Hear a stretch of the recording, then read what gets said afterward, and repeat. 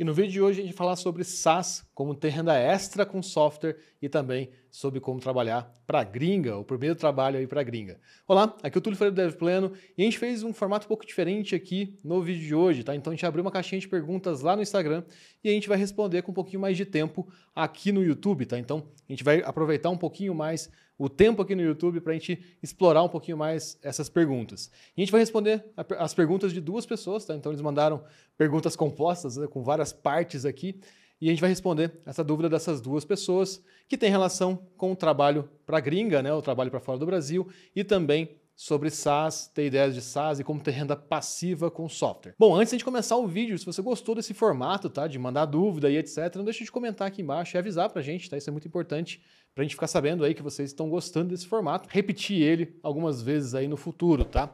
E além disso, já deixa o seu like no vídeo para ajudar a gente a chegar cada vez mais pessoas. E também aproveitando que eu tô com a camiseta da UseDev, tá? Então, que é a nossa loja de camisetas, que tem um link aqui embaixo, onde você consegue ajudar o canal e também comprar camisetas. Aqui, a maioria que eu tô gravando aqui, os vídeos já estão disponíveis lá, tá? Então vale bastante a pena, tem um link aqui embaixo e também um link nas nossas outras redes sociais. Bom, vamos lá. Eu vou começar respondendo aqui algumas perguntas, tá? A primeira delas aqui é do Eduardo M. Pires, tá? O Eduardo sempre comenta com a gente aqui, sempre tá com a gente aqui no Instagram e no YouTube também. Então seja bem-vindo, Eduardo. E o Eduardo comentou o seguinte, ele fechou o primeiro contrato com uma empresa gringa, né? Então, assim, que já é muito legal, então parabéns pela conquista, tá, Eduardo? E faz uma coisa que é muito importante, você conseguiu seu primeiro contrato aí para a gringa como programador, comemore, tá? Então, muitas vezes a gente acha que é normal a gente conseguir essas conquistas e acaba esquecendo de comemorar e de mostrar aí para o nosso cérebro, para o nosso emocional, que vale a pena a gente alcançar cada vez um nível mais alto, né? Buscando cada vez mais desafios. Então, comemore porque sim, é muito legal você ter essa primeira oportunidade de trabalhar para a gringa, tá? Então, comemora aí que vale bastante a pena.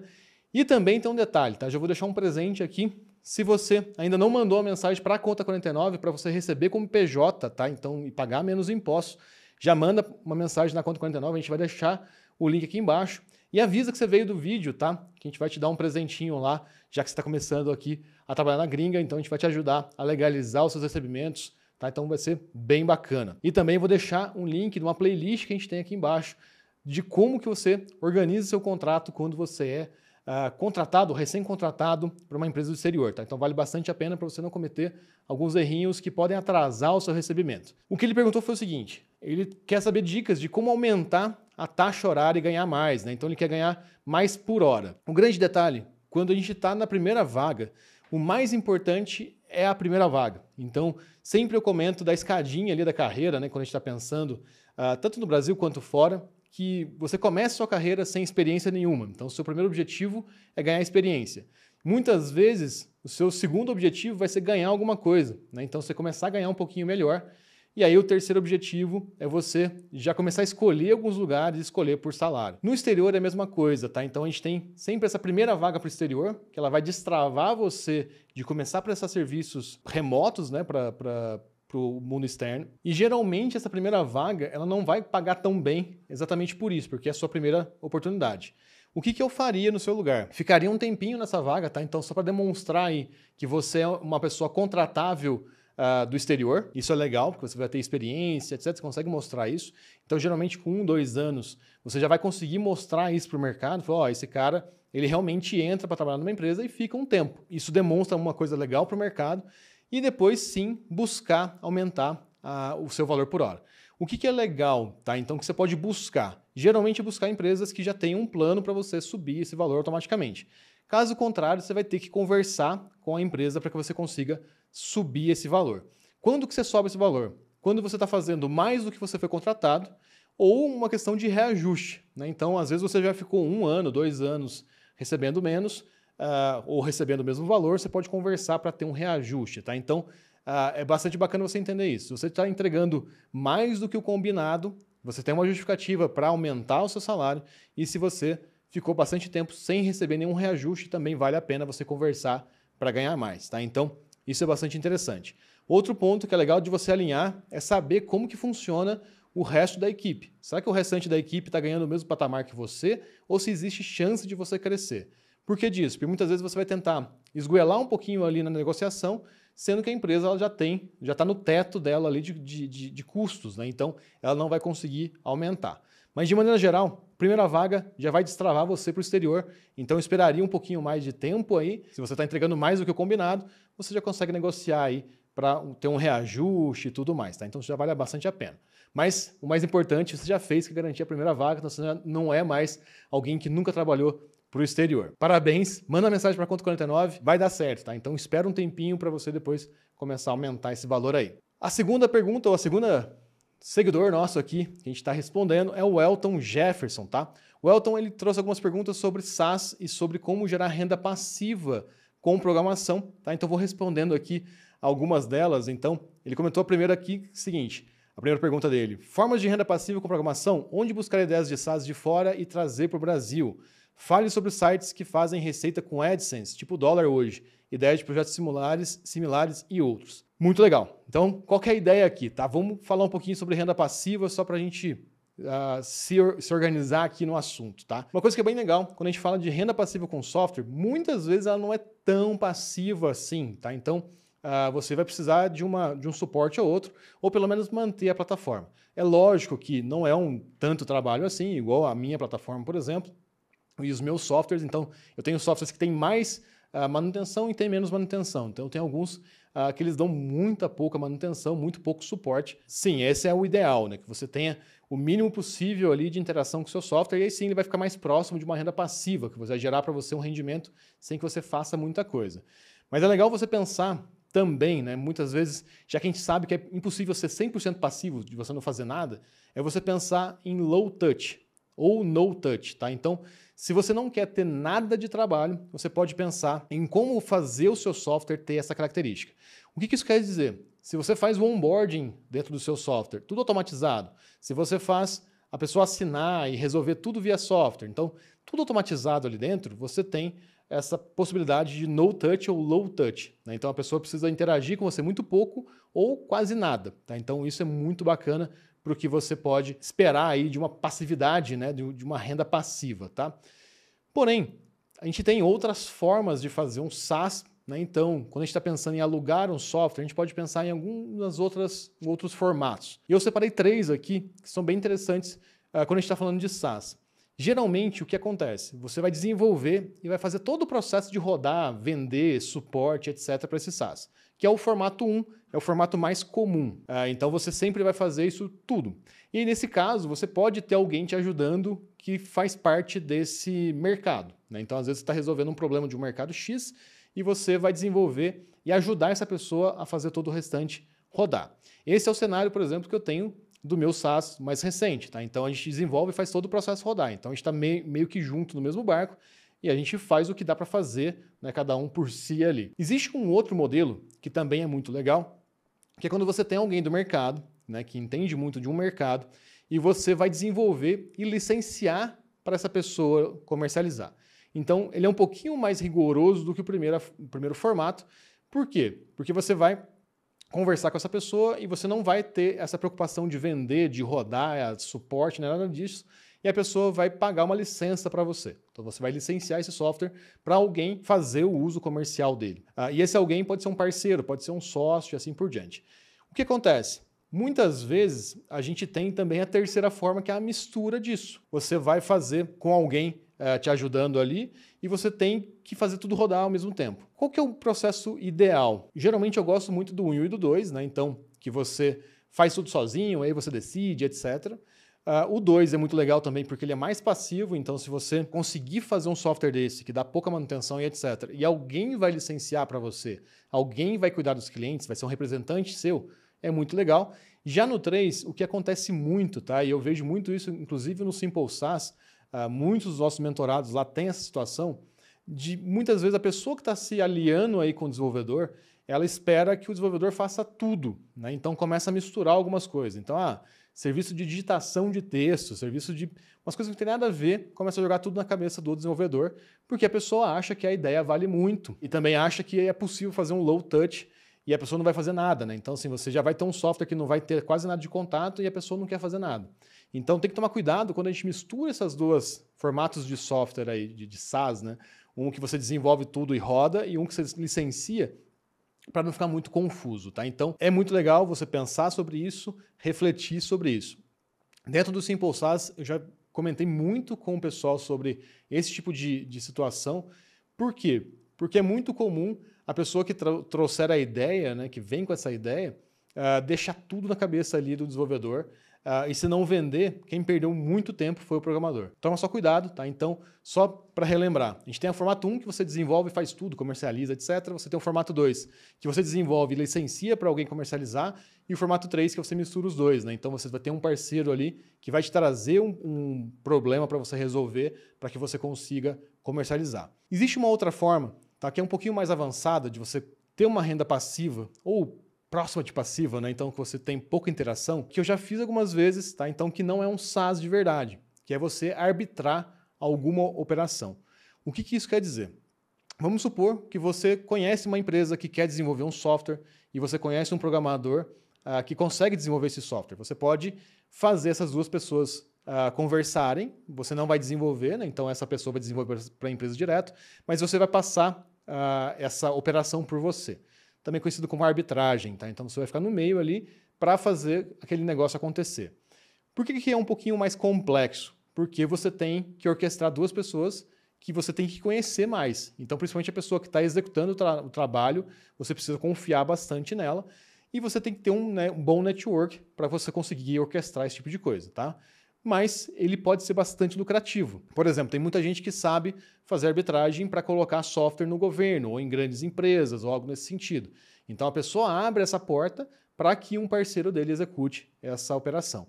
E por que eu considero ele um pouco de renda passiva, tá? Então, um pouco trabalho. Porque você vai conectar e provavelmente você vai cuidar só da parte legal, né? Então, do recebimento, etc. E algumas vezes você vai ter que dar uma ajustada ou ajudada no pessoal que está interagindo, mas é bastante low touch, então você não precisa fazer tanto contato assim, mas é um pouquinho mais complexo e você precisa ter um bom network, tá? Mas vale bastante a pena também. Então, se eu tivesse que listar aqui formas de a gente ganhar renda passiva com software, eu faria essas duas, ou um SaaS, esses três formatos que eu comentei com vocês, ou fazer essa arbitragem, tá? Depende de quanto tempo você tem, depende do seu network, de quanta experiência você tem, dá para você fazer um ou outro, ou um e outro, né? Dá para você somar os dois, que é o que eu já fiz algumas vezes, tá? E onde que eu posso buscar ideias, tá? Ele comentou onde que ele pode buscar ideias de fora e trazer para o Brasil. Uma coisa que é bem legal, se você quer só buscar ideias, tá? Você pode buscar por sites que tem review de software, tá? Então, por exemplo, capterra.com. Um outro site que é muito legal, Product Hunt, né? Então, onde o pessoal lança software lá, e o indiehackers.com, que também é muito legal, tá? Então, indie hackers geralmente são softwares por desenvolvedores indie, né, ou independentes. Então, vale bastante a pena para você pegar a ideia também. Porém, tem uma ressalva aqui, tá? Então, eu acredito que o ouro, quando você tá olhando para um software, pegando ideia de fora para trazer para o Brasil, o ouro ali não é olhar feature a feature, ou funcionalidade a funcionalidade, e sim entender qual que é o problema que eles estão resolvendo. No passado, eu já fiz exatamente isso. Eu fiz um projeto que era um copycat de 2 projetos. Então, a gente queria atuar no mercado e a gente pegou as listas de funcionalidades de 2 projetos e tentou misturar num só, né? Então, a gente tentou juntar num só e a gente não estava olhando para o problema. Qual que é o grande detalhe? No fim das contas, ele ficou caro, ficou muito ruim, porque ele virou um Frankenstein. Então, ele não estava alinhado com o problema, a gente não estava olhando para o problema. E aí, o que aconteceu? Ele ficou caro porque ele ficou muito complexo. Então, ele demorou muito para desenvolver. A gente tinha que cobrar uma mensalidade muito alta para manter esse software.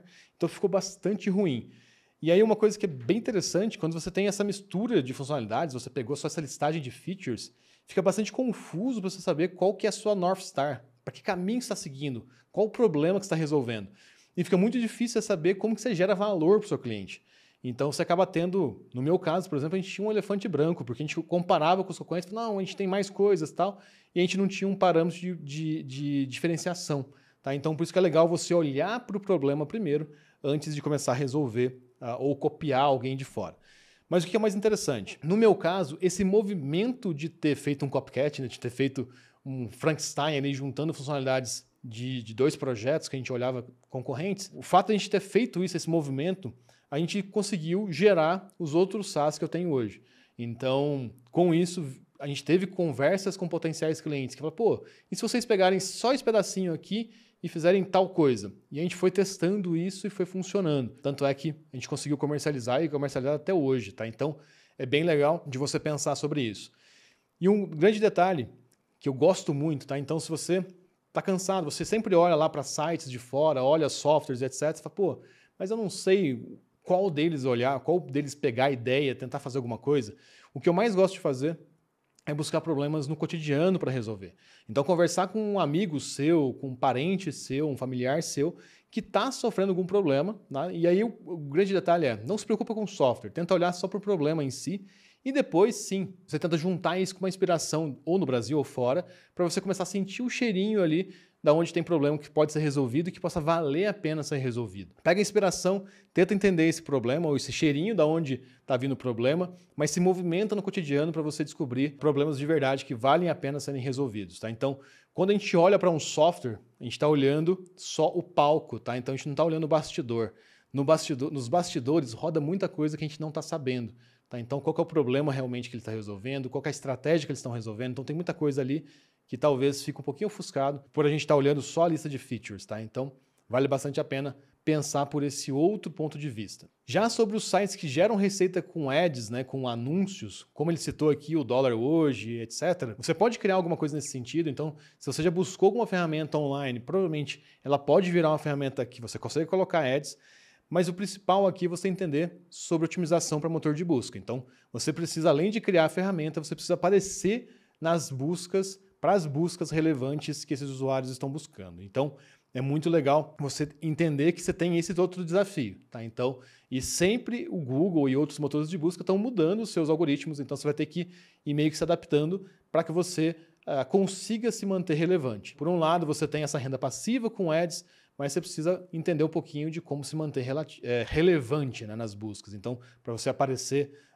em posições melhores ali no Google. Acaba sendo mesmo o desafio de você criar conteúdo. O criar o conteúdo de verdade é legal, ele é útil, só que você precisa achar formas de distribuir esse conteúdo. É a mesma forma e a mesma coisa que acontece com ferramentas como o dólar hoje, conversor de string para alguma outra coisa, H264 e assim por diante, né? Conversor de vídeo, enfim. Tá? Então é bem legal você pensar sobre isso. Além de você criar ferramentas, você precisa entender como posicionar ela bem no Google. E também o Elton mandou mais uma pergunta aqui que é bem interessante. Como não desmotivar na construção do MVP de um SaaS? Como fazer dar certo do dia 1? E o grande detalhe aqui é o seguinte, o que desanima no MVP é a gente não ver um resultado.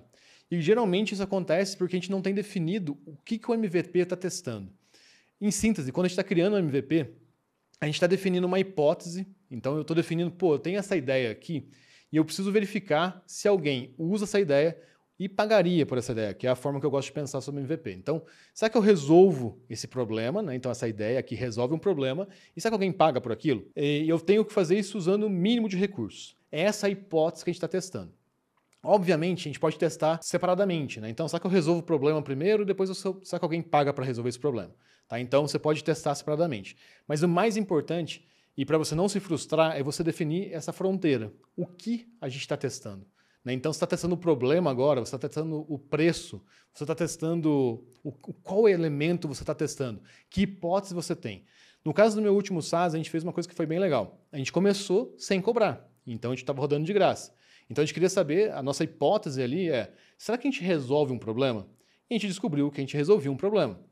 Depois a gente começou, será que se eu cobrar X, as pessoas pagariam para resolver esse problema? Então é mais uma hipótese.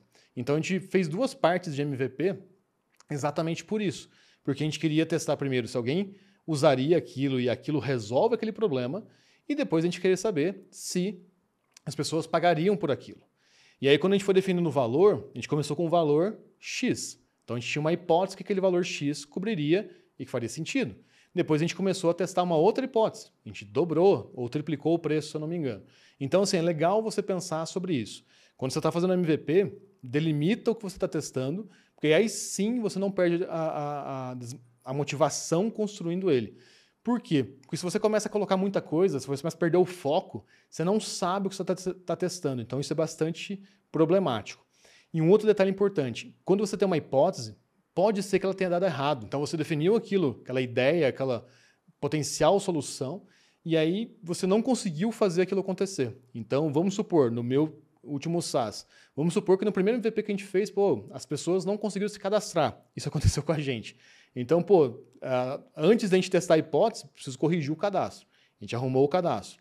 Aí depois a gente começou a descobrir outros problemas. Nossa, ó, tem uma falha aqui por tal coisa. A gente fez uma outra hipótese e foi corrigindo, tá? Então, é importante você entender o que funcionou e o que não funcionou. A gente faz isso, inclusive, para modelos de venda também, tá? Então, a gente fez, por exemplo, uma campanha nesse meu último SaaS que a gente mandou via correio um folder para as empresas que são do nicho que a gente vai atuar. E aí, o que aconteceu? A gente não recebeu nenhum contato. Então, é um MVP. A gente está testando. A gente testou uma amostragem grande, a gente fez o milheiro e a gente não recebeu nenhum retorno. Então, isso é um teste. Não deu certo. E aí, beleza, vamos testar outra forma, outro canal. Tá? Então, a mesma coisa, a gente tem que pensar sobre um MVP de um SaaS, pensando na funcionalidade e tudo mais. Tá? Então, pensa nisso, tá? Delimita para você saber que tem um fim. Geralmente, motivação é quando você está correndo, parece que nunca chega no lugar, você precisa ter um fim. E a segunda parte da pergunta é como fazer dar certo do dia 1, tá? Então, lembrando de novo, é uma hipótese, tá? Então, o produto mínimo viável, o MVP, ele é uma hipótese. Então, ele é um teste. Você está testando, tá? E todo teste ele tem a chance de dar errado. E é muito científico isso, né? Então, se a gente olha para a academia, né, para a parte acadêmica, né, então os cientistas eles criam hipóteses, eles criam perguntas de pesquisa. Então, ele dá algumas possibilidades de resposta para essa pergunta e vão buscar validar essa pergunta. É a mesma coisa para o MVP. A gente tem uma hipótese e a gente vai querer validar se essa hipótese é válida ou não.